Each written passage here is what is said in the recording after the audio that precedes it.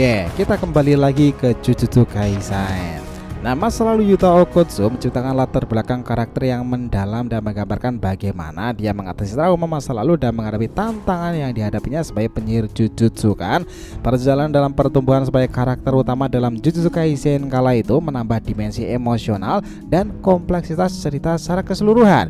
Meski sekarang di manganya sendiri ya updateannya, Yuta Okkotsu telah bertarung melawan Sukuna dan luar biasa tuh. Tapi di sini kita juga menggambarkan bagaimana kejadiannya yang fenomenal dalam movie Zero-nya kala itu.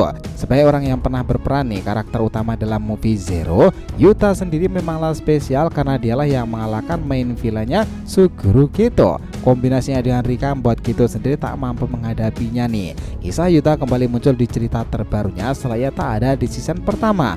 Insiden itu pergi ke Afrika untuk belajar kepada seseorang.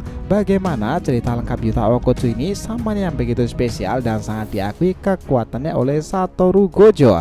Nah, kita akan bahas ya mengenai Yuta Okkotsu sebelum updatean manganya ini berjalan. Kita mulai. Namun sebelum masuk pembahasan, jangan lupa ya untuk like video ini nakama. Buat kalian para pecinta anime shonen nih, channel ini akan berikan beragam pembahasan seru lainnya. Jadi support terus ya agar makin berkembang dan berpetualang bersama Shonen Sodeshi. Nah, jika sudah, terima kasih banyak dan mari kita mulai petualangannya.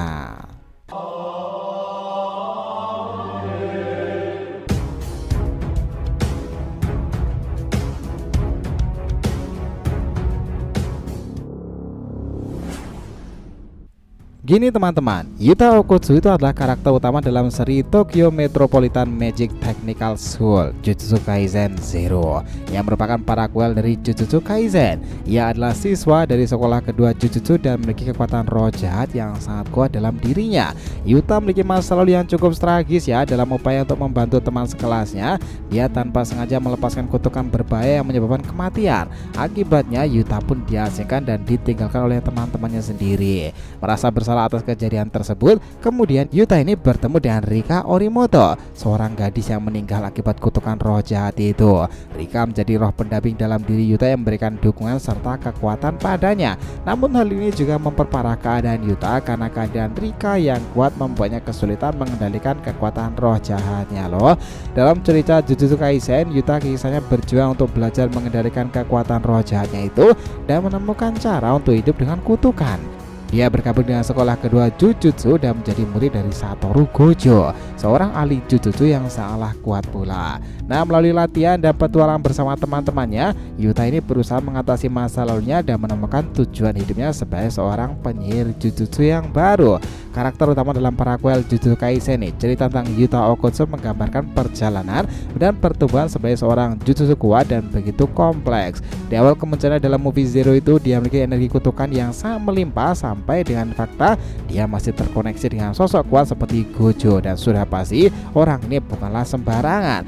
Bahkan kalau kita mau sedikit maju ya adalah adaptasi manga terbarunya itu, Yuta ini sempat bekerja sama dengan Yuji sang karakter asli utamanya. Pertarungannya bahkan luar biasa. Nah, kala itu pula, bahkan pertempuran finalnya kala itu menghadapi Suguru Geto itu begitu epic teman-teman. Yuta dengan cepat menyerbu Suguru dan menebasnya, tetapi sisi pengguna kutukan itu melangkai Yuta dan menangkis ayunan berikutnya dengan tongkat 3 bagian.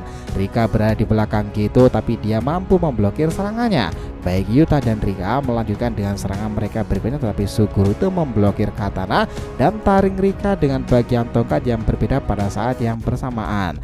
Kejadian ini begitu membuat marah Yuta lantaran Suguru Geto melakukan penyerangan kepada Inumaki Panda dan Maki Zenin hingga sekarat. Pertempuran alat yang panas itu begitu keras nih, hingga Yuta itu bergerak lebih cepat dan berada di belakang Geto, mempersiapkan ayunan habis-habisan dan menggunakan energi tutukannya. Yuta memberitahu Suguru bahwa dia harus percaya diri, dia diizinkan untuk hidup, dan untuk melakukan itu dia harus membunuh Suguru Geto karena telah menyakiti teman-temannya. Sinar energi terkutuk meledak di sana. Suguru mengungkapkan bahwa hanya ada 4 manusia kelas khusus dan 16 kutukan kelas khusus lainnya. Dia adalah salah satunya, tetapi Yuta juga termasuk dalam bagian itu.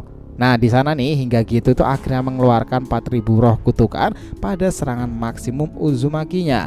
Melawan kekuatan penuh Rika dan Yuta itu, efek dari itu semuanya menciptakan ledakan raksasa yang mengakhiri pertempuran dengan selamanya. Tahu siapa pemenangnya? Ya, Yuta yang berhasil mengalahkan Suguru gitu hingga tubuhnya hancur setengah bagian. Pertempuran movie Zero itu begitu mengesankan. Yang menarik itu gini, setelah insiden itu Yuta sebenarnya akan memiliki peranan penting dalam kisah Jujutsu Kaisen selanjutnya. Meskipun di season pertamanya dia tak muncul karena ia berlatih dengan Miguel lawan Gojo yang ada dalam movie-nya itu, konon kabarnya Yuta ini belajar ke Afrika loh, dan itu memang seperti itu. Nah, dalam chapter 173 kala itu disebutkan sejak kemunculannya kembali, Yuta ini disebut-sebut sebagai penyihir Jujutsu terkuat kedua setelah Satoru Gojo.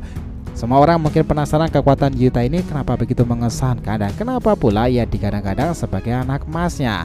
Ingat kan, dia ini masuk satu dari 4 spesial penyihir Jujutsu nih bersama Gojo, Geto, Yuki, Tsukumo, dan mereka ini dianggap memandang anomali yang kekuatan sangatlah tinggi dan memiliki potensi-potensi yang tak terbatas.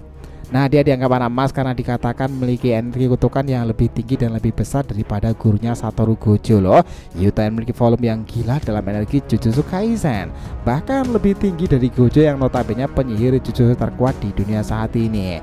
Tingginya volume energi ini membuat Itadori kala itu salah mengira jika Yuta itu adalah Gojo ketika mereka pertama kali bertemu kan. Yuta berkata kalau energi kutukannya itu lebih dalam dan lebih gelap daripada Gojo. Cuma yang jadi masalah, Gojo sangat peka dan efisien penggunaan karena mata spesialnya itu. Bahkan potensi besar Yuta ini si jenis itu berlanjut dalam pertempuran Cooling Game ya. Dalam waktu kurang lebih 1 tahun di movie Zero-nya itu mengalahkan Suguru Geto. Lalu tahun kedua dia dengan mudah bertarung seorang diri dan mendominasi turnamen Cooling Game. Ia membuat karakter Yuta begitu digandrungi karena kedikdayaan kekuatannya hingga saat itu. Nah, fakta menarik tentang Yuta ini, dia ternyata itu masih satu kerabat dengan Satoru Gojo teman-teman. Fakta ini memang mengejutkan kala itu, ternyata dia dan Gojo adalah keluarga jauh yang mana berasal dari nenek moyang mereka yang sama, Michizane Sugawara. Memang tak banyak diketahui ya informasi satu ini, tetapi sosok ini merupakan legenda dalam sejarah Jujutsu sendiri. Lalu sekarang pertanyaan selanjutnya, kekuatan seperti apa yang dimiliki Yuta dalam manipulasi kekuatan-kekuatannya itu? Oke, pertama itu adalah Rika. Nah, dia ini adalah sebuah manifestasi roh terkutuk yang luar biasa ya. Teknik bawaan Yuta ini masih tetap bersamanya meski Rika Orimoto asli telah meninggal. Artinya Yuta itu masih memiliki kendali yang besar terhadap Rika dan menggunakan dalam pertempuran. Dalam pertempuran sengit, Yuta dapat mengakses pasukan energi terkutuk Rika yang sangat besar dan mengaktifkan teknik lainnya. Rika yang satu ini adalah peninggalan dari sebelumnya, tetapi sifatnya itu masih sama. Bahkan yang satu ini memiliki kekuatan yang setingkat atau bahkan lebih tinggi dari yang lalu. Nah, jika Sukuna terkenal sebagai Raja Iblis, maka Rika dikenal sebagai Ratu Iblis. Kedua, kopi sihir. Yuta menggunakan Cruise Speech yang notabene adalah teknik andalan rekannya Inumaki Toge. Dia bisa menggunakan kemampuan suara ini yang diperlukan bantuan mikrofon khusus untuk berisi lambang mata ular serta taring. Dia semakin kesini makin mahir dalam kemampuan ini. Ketiga, Shikigami. Mirip ya dengan Fushiguro Megumi, teknik Yuta ternyata dia bisa memanggil Shikigami untuk membantunya dalam pertarungan dengan memanfaatkan teknik kopi. Dia bisa meniru teknik lawan di mana Yuta memanggil Shikigami menggunakan rambutnya sebagai perantara. Keempat, manipulasi dan teknik pembalik. Ini adalah sesuatu yang mengesankan dan mustahil dimiliki seorang penyihir Jujutsu semua merata, tetapi Yuta menguasainya ya. Kemampuan pembalik adalah teknik tahap maksimal dan mampu menyembuhkan diri sendiri. Kemampuan ini sangatlah efektif dalam pertarungan sengit karena jika keadaan tak membaik, pengguna bisa membalikkan dan manipulasi realitas seperti sedia kala. Nah, yang mengesankan dari Yuta itu adalah dia memiliki pasukan energi kutukan yang sangatlah besar ya. Jadi tak masalah jika yang menggunakan teknik pembalik dengan skala masif sekalipun. Bahkan sekarang ini yang terbarunya dalam manganya itu setelah dia bekerja sama dengan Yuji sendiri dan melawan Sukuna dengan pertempuran luar biasa ini nih, Yuta sekarang serasa perannya itu menggantikan Gojo nih ketika melawan sang Raja Iblis tersebut. Pertarungan Yuta Okotsu itu begitu mengesankan dengan Rika, bahkan Sukuna saja itu mengakui kehebatan tersebut. Jadi bisa dibilang ya, perjalanan Yuta sebagai seorang penyihir spesial itu merupakan cerita tentang pertumbuhan, keteguhan hati, dan penerimaan diri serta kekuatan yang terus meningkat. Meskipun masalahnya penuh dengan penderitaan, Yuta ini terus berusaha mengatasi trauma dan kesulitan dengan caranya sendiri tuh. Hingga mungkin sekarang ini dia bisa layak dianggap mungkin setara dengan Satoru Gojo. Sepakat teman-teman semuanya? Gimana nih menurut pendapat kalian? So itulah tadi ya pembahasan kita mengenai cerita lengkap Yuta Okosu Summon spesial yang setara Gojo Satoru dari movie inti Zero-nya, dan sedikit cerita adalah adaptasi manga terbarunya itu. Sepakat teman-teman? Jadi terima kasih banyak ya telah mengikuti cerita ini sampai akhir. Jika kalian punya pendapat langsung aja komentar di bawah nih, dan kita akan usahakan respon, oke? Sampai jumpa di video teman-teman, dan petualang anime shonen kita lanjutkan lagi next time.